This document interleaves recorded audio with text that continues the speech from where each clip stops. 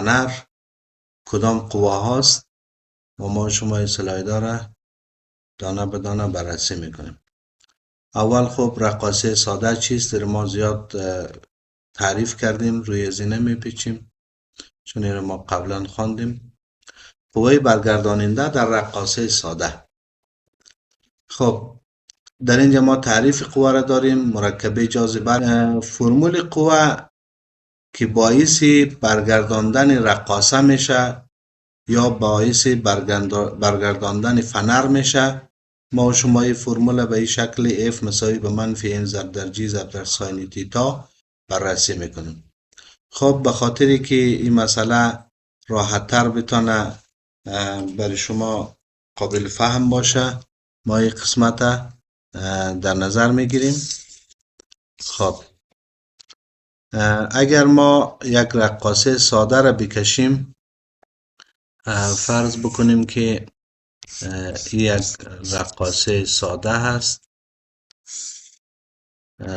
این رقاصه ساده در اینجا به اصطلاح خب اینجا کدام نقطه است؟ اینجا نقطه تعادل است. خب وقتی در اینجا قرار میگیره شما میبینین که دارای یک ارتفاع است، یعنی در یک ارتفاع بالاتر قرار میگیره. در اینجا شما ببینین ما میخواییم که برای شما بگوییم که در اینجا یک کشش توسط تار است. این رو نوشتنیم کشش تار یا ما با دست نوشته کنم. خب کشش تار که رو به بالای، یکی هم ایره به نام F X بگیریم و یکی هم به نام F Y بگیریم و یک مرکبه دیگر هم ما در نظر میگیریم. این مرکبه به این شکل است. ایره به نام W میگیریم. W مساوی است به M ضرب در G. شما ببینین این رقاصه زمانی که به اصطلاح ما این از حالت تعادل به جا کردیم تحت زاویه تیتا قرار گرفته، پس این زاویه هم زاویه چی است؟ تیتا هست. چرا این زاویه تیتا هست و او هم تیتا هست؟ دلیلش شما میفهمین که اینی دو تا زاویه با هم دیگه چی است؟ زوایای به اصطلاح متوافقه هستند از نگاه هندسه. پس قوه Fx شما ببینین که به امتداد تار است. این قوه خنثی میشه. به خاطر که قوه Fx خنثی میشه، کشش تار خنثی میشه. یعنی کشش تار به این سمت است، به این سمت شما ببینین قوه Fx هم به این سمت است. وزن گلوله یا وزن رقاصه به طرف پایین عمل میکنه و قوه Fy است. قوه Fy باعث برگشت جسم میشه. پس ما این قوه Fx که خنثی میشه و این کار نداریم چون توسط کشش تار خنثی میشه و قوه Fy کار داریم و Fy در حقیقت امو ریستورینگ فورس یا قوه برگرداننده است. در این شکل شما ببینین اگر ما یکی در نظر بگیریم کوساین ضلع مجاور امو Fx و ساین اگر بگیریم ضلع مقابل امو Fy. پس شما ببینین اگر ما در اینجا در نظر بگیریم که اینی قسمت این ساین است، به خاطری که شما ببینین اینی قسمت با Fy موازیه. چی ای را در نظر بگیریم چی را در نظر بگیریم. پس ما نوشته میکنیم که فرض مثال نوشته میکنیم که Fy مساوی است به چی میشه اگر ما ساین تیتا رو بگیریم ضلع مقابل تقسیم بر وتر. ضلع مقابل مساوی است به وتر ضرب در ساین تیتا. وتر چی است؟ W ضرب در mg. خود W mg است باشین. mg ضرب در چی؟ ضرب در ساین تیتا. خب از اینجا باز ما گرفته میتونیم که Fy مساوی است به، چون این را ریستورینگ فورس میگن، این را قیمتش منفی میگیرن. منفی به خاطر از که به اصطلاح در اینجا امی گلوله بیشتر از این به این سمت حرکت کرده نمیتونه به سمت راست، بلکه دوباره از این نقطه برگشت میکنه یا پس میه. این رو میگیرن منفی ام ضرب در جی ضرب در ساین تیتا، منفی ام ضرب در جی ضرب در ساین تیتا. خب از طرف دیگه اگر ما در این شکل اینجا بیایم، باز دوباره بر شما یک دانه رقاصه را در نظر بگیریم. ببینین مثلا اینجا همو رقاصه هست، یک حالت است، یعنی هم حالت دیگهش است و این هم زاویه تیتا هست.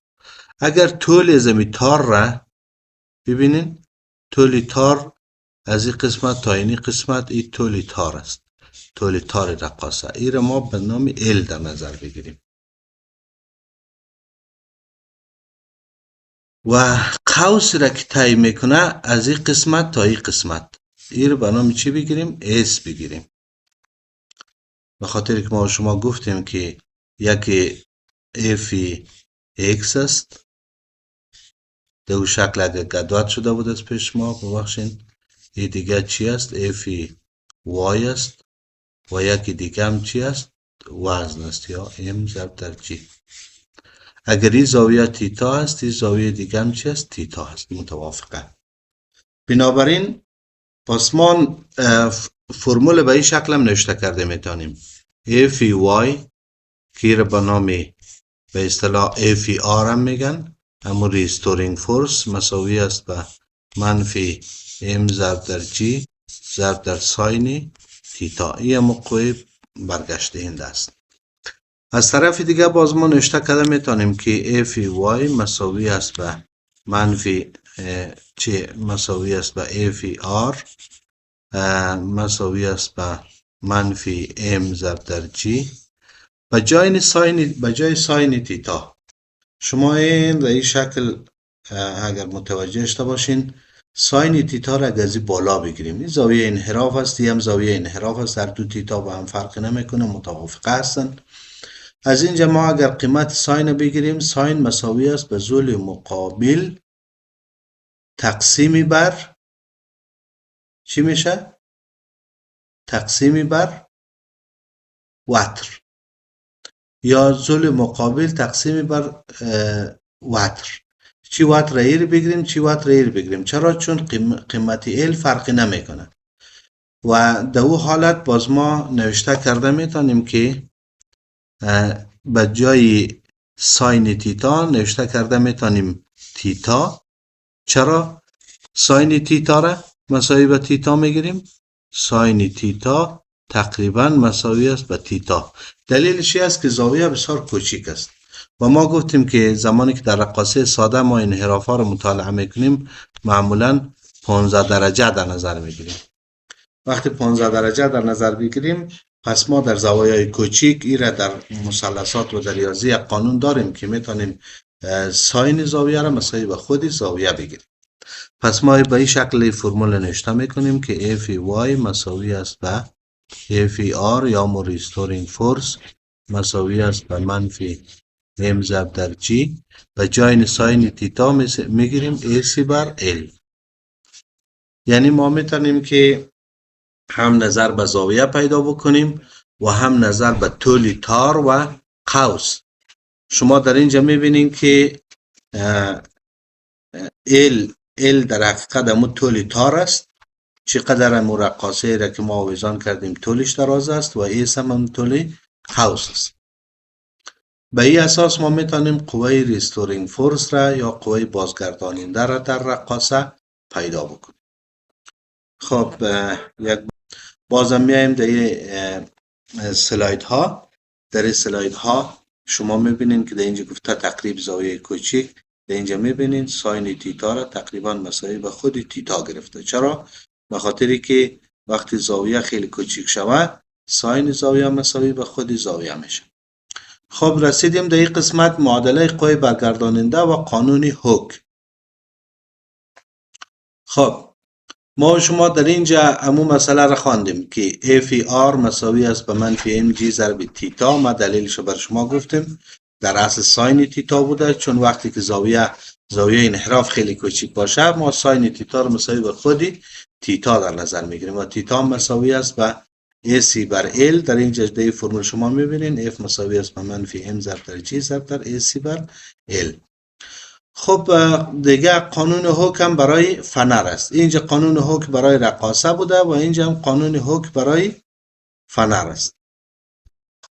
خب در این شکل شما میبینین F مساوی است به منفی K ضرب در X برای فنر و در اینجا شما میبینین برای رقاصه F مساوی به منفی M ضرب در G ضرب در ساین تیتا.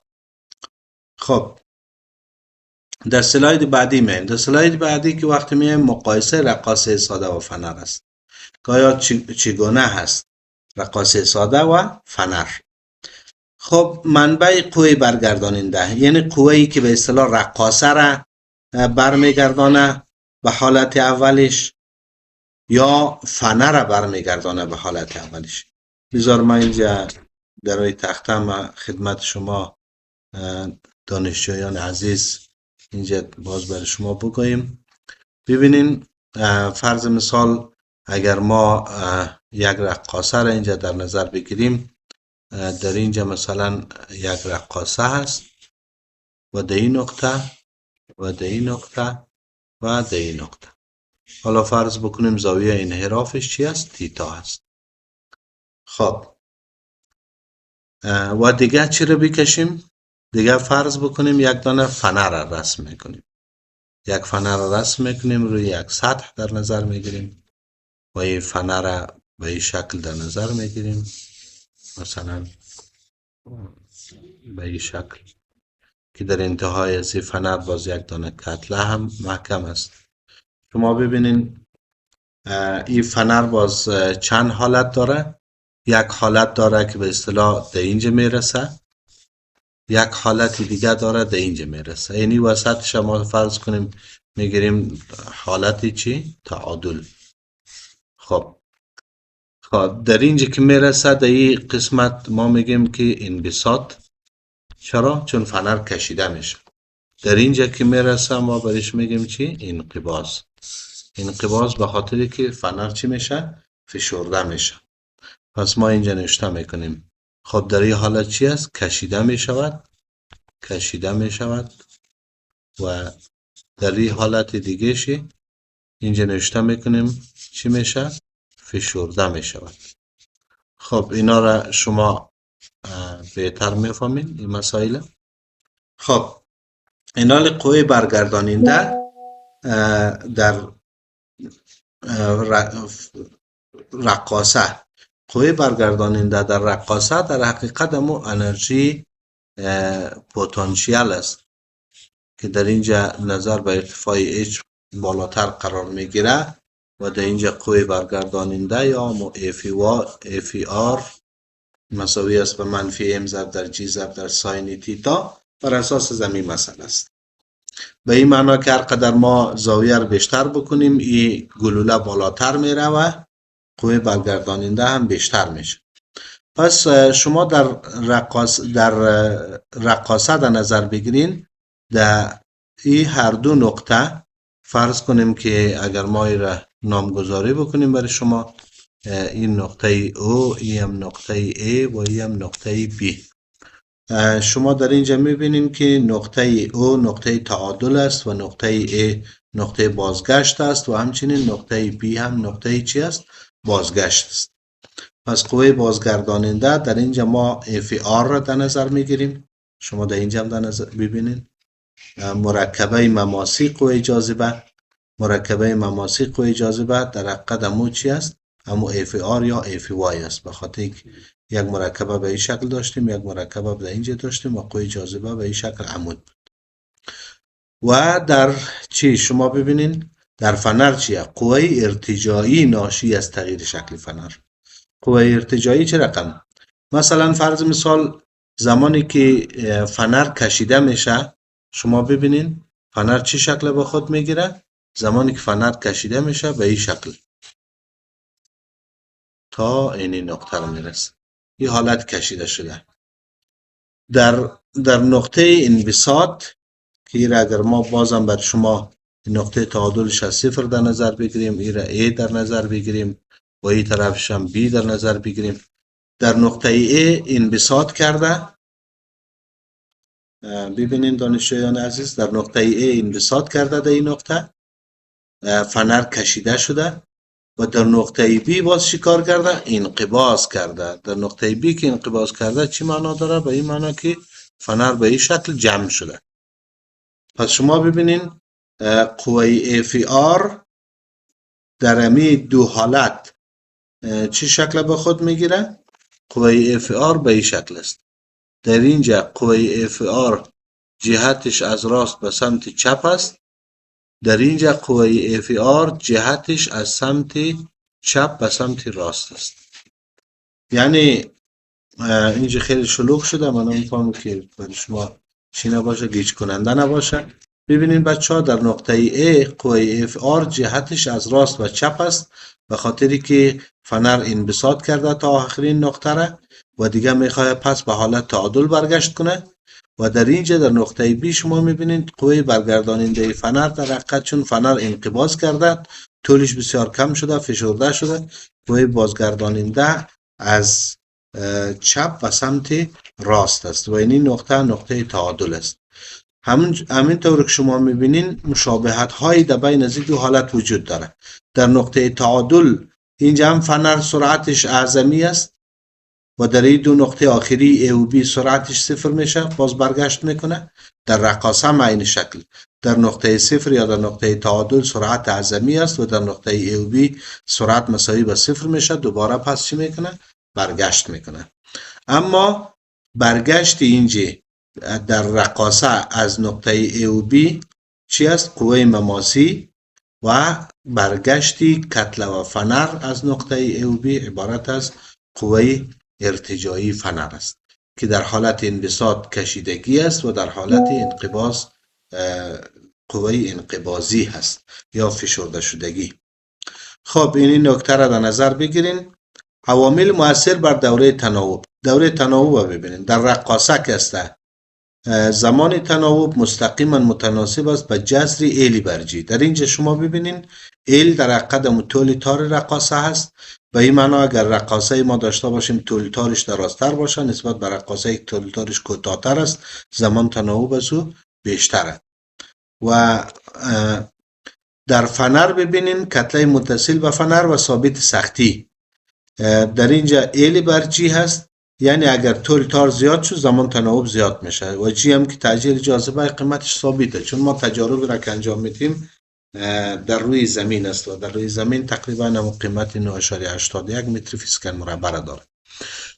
دیگه در فنر ما داریم کته‌ای که متصل به فنر و ثابت سختی فنر. زمان تناوب مستقیما متناسب است با کتله فنر و معکوسا متناسب است با ثابت فنر یا درجه سختی فنر.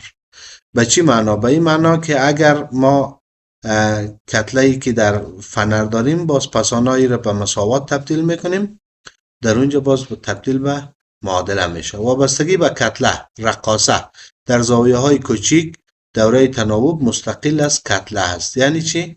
یعنی اگر زاویه کوچیک باشه، مثلا شما رو میفهمید زاویه کوچیک 15 درجه و کمتر از 15 درجه اگر باشه زاویه انحراف، در اون صورت ارتباط با کتله نداره و شما اینجا میتونید اگر ما با مساوات هم تبدیل کنیم تی مساوی به 2 پای جذر ایل بر جی است که ما قانوناش باز میخوانیم. فنر دوره تناوب با کتله متصل به فنر ارتباط داره، یعنی دوره تناوب با کتله ارتباط داره، ارتباطی مستقیم. و تغییر مکان چی؟ رقاصه برای زاویه کوچیک قوه برگرداننده یا تغییر مکان قوسی متناسب است. تغییر مکان قوسی ما چرا داریم؟ به خاطر از اینکه مسیر حرکت رقاصه رفت و برگشتش کلا چی است؟ قوس است. اما در فنر قوه برگرداننده تغییر مکان به صورت خطی متناسب است. بر اساس کدام قانون؟ بر اساس قانون هوک. مثلا فرض مثال ما اینجا برای شما نوشته میکنیم. خب ما در قانون هوک داریم دیگه دوستا، این برای رقاصه است. F مساوی است به منفی K ضرب در چی؟ ضرب در X که در این فرمول شما میبینین که F اما قوه است که ما بالای فنر وارد میکنیم، K درجه سختی فنر است که آیا فنر از کدام جنس ساخته شده، جنسش چی است، آهن است، فولاد است، میس است. و ایکس هم عبارت از تغییر مکان است، یعنی به هر اندازه ای که ما قوه را بیشتر کنیم تغییر مکان فنر بیشتر میشه. به این معنا اگر ما کش بکنیم طولش بیشتر میشه، اگر فشارش بدیم انقباضش بیشتر میشه. چون ما بالای فنر دو نوع قوه وارد میکنیم، یا کش است یا تله کردن و فشار دادن است. خب شما اینجا ببینین که در رقاصه که است قوه برگرداننده یا تغییر مکان متناسب به قوس است، اما در فنر قوه برگرداننده یا تغییر مکان متناسب به خط است. چرا به خط است؟ به خاطر اینکه که ما و شما اینا رو کلا متوجه میشیم. بذار اینجا خیلی شلوغ شده، ما برای شما بگویم یک رقاصه را که ما اونجا رسم کرده بودیم، او رقاصه به شکل چی بوده؟ به شکل افقی بوده، چه فنر. اگر ما فنر را به شکل عمودی هم در نظر بگیریم، مسیر حرکتش یک خطی هست. حالا فرض بکنیم در انتهای ازی یک وزنه دبلیو رو چی کردیم؟ آویزان کردیم. شما ببینین بچه ها، اگر این کتله و فنر ما در نظر بگیریم، زمانی که این حرکت میکنه حرکتش به سمت چی است؟ بالا و پایین است. خب اگر ما مسیر حرکت از این رسم بکنیم چی؟ فرض بکنیم که چند تا مسیر را ما بر ازی رسم میکنیم. ببینید دانشجویان عزیز، ما هر مسیرش جدا جدا برای شما رسم میکنیم تاش خوب متوجه باشین. در اینجا ببینین این مسیر است و این هم مسیر است. خب و این هم مسیر است و در اینجا ببینین صفر است. خب اینا را اگر ما ببینین بچه ها، اگر ما این مسیر در نظر بگیریم، فرض بکنیم اینی در ثانیه اول است. یک، ای دو، ای سه، ای چار، ای پنج، ای شش، ای هفت، ای هشت. فرض بکنیم بچه ها در این شکل شما ببینین در ثانیه اول اینی قدر یک مسیر را طی کرده، در ثانیه دوم اینی قدر مسیر را طی کرده. چرا؟ چون ما به اصطلاح همی وزنه را پایین کش کردیم، میلا دادیم، دیگه فقط سیل داریم. میبینیم که در هر لحظه این مسیرش چی میشه؟ مسیر رفت و برگشت کوتاه‌تر میشه، کوتاه‌تر میشه، کوتاه‌تر میشه، تا این که در فرض کنیم در ثانیه هشتم در اون نقطه تعادل خود چی میشه؟ استاد میشه. از امو خاطر است که ببینین بچه ها، ما میگیم که امپلیتود کدامش است؟ امپلیتود اینمی است. چرا این امپلیتود است؟ به خاطر که شما ببینین اینی فاصله را به نام چی یاد میکنه؟ امپلیتود یا دامنه، که ما شما در فرمول باز میخوانیم که و گفتیم که هم فنر و هم رقاصه حرکتش بر اساس توابع ساین و کوساین است. اینی چرا امپلیتود است؟ به خاطر از اینکه گفته تعریف امپلیتود فاصله اعظمی جسم اهتزاز کننده از نقطه تعادل. اینی نقطه وسطی نقطه تعادل و اینی فاصله اعظمیه. چرا فاصله اعظمیه؟ چون شما ببینین مسیرهای بعدی هرچی که زمان بگذره چی میشه؟ کوتاه‌تر شده میره. پس ما نمیتونیم امپلیتود را از مسیرهای بعدی پیدا بکنیم. از اولین حرکت رفت و برگشتی ما میتونیم امپلیتود پیدا کنیم. خب ایش را مال فهمیدین. حالا میریم روی یک بحث دیگه. بحث دیگه فرض مثال ما حرکت رقاصه را در نظر میگیریم و میخوایم برای شما بگوییم که امپلیتود در رقاصه چگونه است. ما یک دانه رقاصه را به این شکل در نظر میگیریم و فرض میکنیم این رقاصه به این شکل حرکت داره.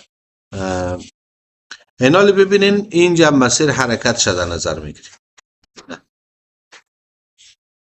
در مرحله بعدی به این شکل است. یک چند تا قوس رسم میکنیم. مثلا در اینجا به این شکل است. در مرحله بعدی به این شکل است. یک قوس است و مرحله بعدی به این شکل است.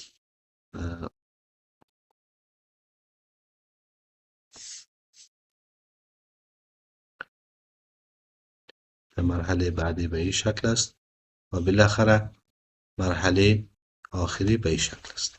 خب اینا شما ببینین در اینجا هم شما ببینین وقتی که ما بررسی میکنیم نقطه تعادل در کجاست؟ اینجا همون نقطه او. حالا فرض کنیم ما قبلا گفته بودیم این طرف A هست، این طرف B هست و اینی فاصله هم در حقیقت چی است؟ همون طول قوس هست. شما اگر در نظر بگیرین، اگر ما در نظر بگیریم، فرض مثال میگیریم اینجا شماره 1، اینجا شماره 2، اینجا شماره 3، اینجا شماره 4، منظورم ثانیه هاست، اینجا شماره 5. شما در نظر بگیرین ببینین که این نقطه تعادل است در وسط، اینجا شما میبینین، و این یک نقطه برگشت است و بی این دیگر نقطه برگشت است و اینی کلا قوس است. پس شما ببینید این در ثانیه اول است، در ثانیه دوم است، در ثانیه سوم است، در ثانیه چهارم است، در ثانیه پنجم است و بالاخره شما میفهمین که بالاخره در اون نقطه تعادل چی میشه؟ رقاصه استارت میشه. از همون خاطر ما در اینجا هم ما میتونیم که امپلیتود را از کجا بگیریم؟ امپلیتود را میتونیم از این نقطه در نظر بگیریم. مثلا اینمی فاصله در حقیقت چی است؟ امپلیتود است یا قوس امپلیتود است. خب شاید یک تعداد شما دانشجویان عزیز پرسان بکنین که خیلی خوب استاد شما گفتین این قوس است، چرا این را به شکل خط مستقیم در نظر میگیریم معادلاتی که ما برش نوشته میکنیم؟ به خاطر از که وقتی ما گفتیم که در رقاصه ها وقتی اهتزاز در نظر میگیریم، وقتی زوایای خیلی کوچیک در نظر میگیریم، وقتی این زاویه رو ببینین، اگر این زاویه وقتی خیلی کوچیک شود، باز در اون صورت این قوس تقریبا خود به چی نزدیک میسازه؟ به خط مستقیم نزدیک میسازه. این قوس خود به خط مستقیم نزدیک میسازه. بازم میریم در سلاید ها میریم. خب در اینجا شما ای را فهمیدین دیگه. میریم در سلاید بعدی. در سلاید بعدی کاربردهای قوه برگرداننده در رقاصه و فنر. آیا اینا در کجا به درد میخوره؟ شاید مثلا عمده ترین سوالی که در ذهن شما تشکیل شوه همین سوال باشه.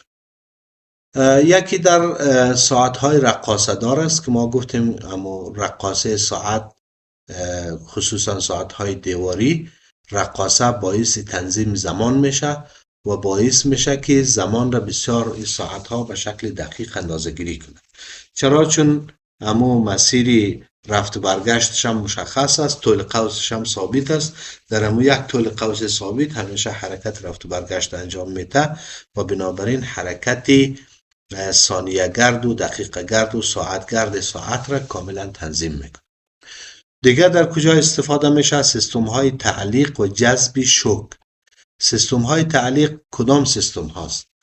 جاهایی که ما چیزایی را به اصطلاح معلق در نظر بگیریم. در این قسمت ها به اصطلاح از فنر و رقاصه استفاده میشه. جذب شوک منظور همو جذب ضربه هست. ضربه. شما اگر متوجه شده باشین تمام ماشینالات اینا در ساختمان خود چی داره؟ فنر داره. فرض مثال شما موتورسایکل سوار میشین، موتورسایکل شما فنر داره، نامش هست چیه؟ جمپین. یا فرض مثال هر وسیله، حتی ساعت ها هم از خود فنر داره ولی فنرهای بسیار نازک داره. یا فرض مثال در موتر هم فنر داره ولی او فنرهایش بسیار بزرگ است، به نام چی یاد میشه؟ به نام جمپین یاد میشه. و اینجا بذار برای شما یک نمونهش رسم کنیم که شما در ذهنتان باشه. فرض کنین دانشجویان عزیز، ما مثلا فنرهای کوچیک به این شکل داریم و همچنین فنرهای بسیار بزرگ را هم داریم. مثلا به این شکل فنر را در نظر بگیریم، به این شکل این رقم فنر دیده. و همچنان فنرهای بسیار نازک را هم داریم به این شکل و فنرهای به این شکل داریم، فنرهای بسیار خرد و ریز. اینا هر کدام از اینا رو وقتی شما ببینین بستگی به استفاده تکنیکی داره. استفاده تکنیکی به این معنا که اگر ما در نظر بگیریم از این فنرهای کلان در موترهای استفاده میشه، از این فنر در موتور استفاده میشه، از این فنر در بایسکل استفاده میشه، از این فنر مثلا در ساعت ها استفاده میشه، در هر وسیله شما استفاده و موارد استفاده زیر میفهمید. و چرا فنر استفاده میکنیم؟ به خاطری که فنر ضربه را کاهش میده. فرض مثال شما یک موتور سوار شوین که جمپینش خراب باشه و یک موتور سوار شوین که جمپینش سالم باشه. او که جمپینش خراب است شاید شما را در یک مسافرت کمردرد بسازه، چون در هر جایی که برخورد میکنه، در هر مانعی که برخورد میکنه، در هر جمپی که برخورد میکنه، ضربه مستقیم به کمر و ستون فقرات شما وارد میشه و باعث میشه که دیگه شما اون موتور اصلا سوار نمیشین. اما موتوری که به اصطلاح جمپینش کاملا نرم است، شما زمانی که در جمپ در مانع در هر چیزی که برخورد میکنین چند تا حرکتی بالا و پایین انجام میده ولی ضربه‌ای به بدن شما وارد نمیشه، خصوصا ستون فقرات. دیگه این کاربردهای رقاصه و فنر در دستگاه‌های اندازه‌گیری جاذبه است که ما روزهای گذشته هم گفتیم، در این رابطه زیاد صحبت نمی‌کنیم. مسئله دیگه در لرزه‌نگار است. رقاصه و فنر در دستگاه‌هایی که به اصطلاح سنجش میکنه زمین لرزه را که او رو به نام لرزه‌نگار میگیم و درجهش هم چی است بچه؟ سلاید ها این لرزه‌نگار است. ارتعاشات زمین اینا را در بخش های زمین شناسی خیلی استفاده میشه از رقاصه و فنر، یعنی به این معنا که شما خصوصیت های زیر وقتی که بفهمین در دستگاه های مختلف از اون میتونین استفاده بکنین. چقدر وقتی ما مونده؟ خب ما 2 تا سلاید داریم دیگه. نکات کلیدی: اعتبار تقریب زاویه کوچیک است که این مسئله رو ما باید در نظر بگیریم که از 15 درجه اگر کوچیک بود ساین تیتا رو مساوی با تیتا میگیریم. رفتار غیر خطی در زوایای بزرگ، یعنی وقتی ما قبلا خدمت شما عرض کردیم که زمانی که رقاصه به اهتزاز می آید رابطه حرکتش یک رابطه خطی است نظر به قوس اس، و یا زمانی که فنر حرکت میکنه حرکت فنر هم چی است؟ خطی است نظر به فاصله x. ولی اگر زاویه خیلی بزرگ شود چی اتفاق میفته؟ اگر زاویه خیلی بزرگ شود در صورت ما دیگر رابطه خطی نداریم، بلکه رابطه چی میشه؟ غیر خطی. فرض مثال ما در نظر میگیریم اگر یک دانه رقاصه را اینجا در نظر بگیریم، فرض بکنیم این رقاصه هست و این رقاصه رو بیاریم عینم در اینجا و شما ببینین که اینجا زاویه تیتا خیلی چی میشه؟ زاویه تیتا خیلی بزرگ است. در این صورت بازنی رفتار از بر اساس زمون فرمول محاسبه شده نمیتونه، چون حرکت غیر خطی است. و یا در یک فنر، اگر یک فنر را ما در نظر بگیریم به این شکل، زمانی که ما این فنر را بیش از حد مثلا کش میکنیم، فرض بکنیم فنر را کش کردیم به این شکل، شما ببینید فنر را به این شکل کش کردیم، اینالی این فنر دیگه چی شده؟ فنر خاصیت ارتجاعی خود از دست داده، خاصیت ارتجاعی دیگه ندارد.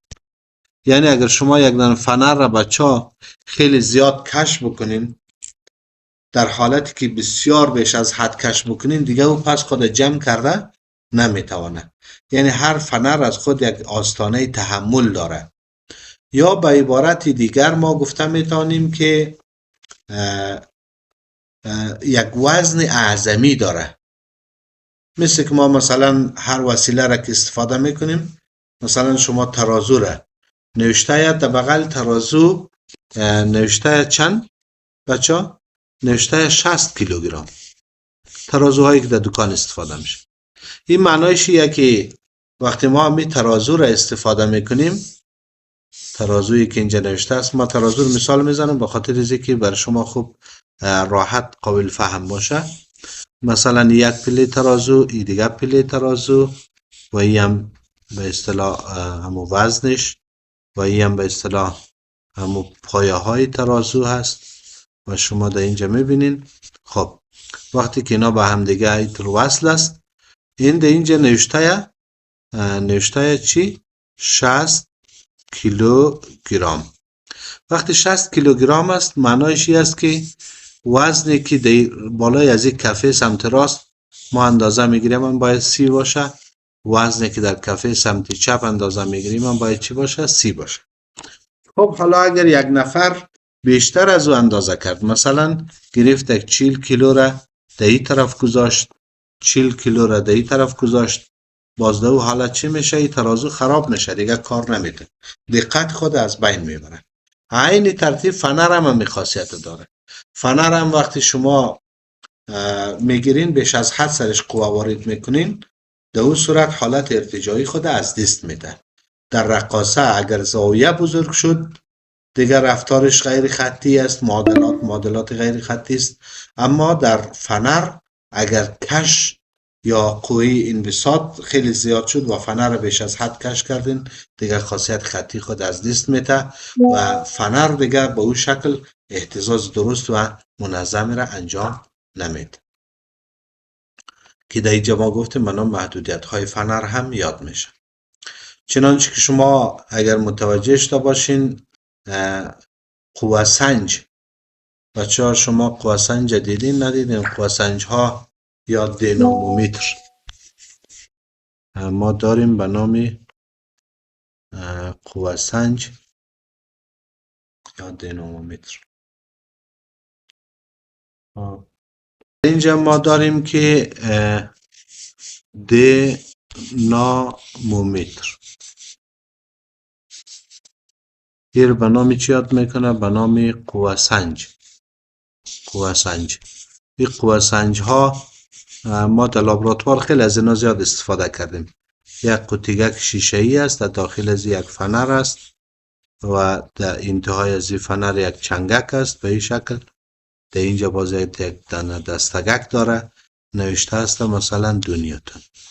یک دیگهش به اصطلاح به این شکل است، مثلا به این شکل است، داخلش باز یک چنگک است، یعنی یک چوکاتک داره، یعنی یک حلقگک داره. اینجا نوشته است مثلا 10 نیوتن. اینا را اگر ببینین بچه ها، اگر ما بالای از این مثلا 2 نیوتن است، اگر از 2 نیوتن بیشتر قوه وارد بکنیم دیگه این خاصیت خود از دست میده، خراب میشه. و این هم 10 نیوتن است، اگر از 10 نیوتن بیشتر سرش قوه وارد کنیم این خراب میشه. یعنی حالت محدودیت فنر است. خب بحث آخری که ما داریم قوه برگرداننده یا ریستورینگ فورس، قلب نوسانهای ساده هست. خب بازگشت به تعادل. قوه برگرداننده قوه است که همیشه یک سیستم را به سمت موقعیت تعادل پایدار خود میکشد یا هل میدهد. استفاده از این در انجینیری. تمام سیستم های نوسانی مانند ساعت، لرزه‌گیرها، وسایل اندازه‌گیری از این قانون و از این فرمول استفاده میشه. لرزه‌گیرها را هم ما داریم، نه؟ نمی‌فهمم شما اینا را دیدین یا ندیدین. ویدیوهایی که شما فابریکه های مختلفی که کار میکنه، اینا در هنگام کار لرزه صورت میگیره. لرزه‌گیرهای مختلف بر اساس فنر ساخته میشه تا این لرزه ها به اطراف و محیط جانبی انتقال نکنه. رقاصه ساده.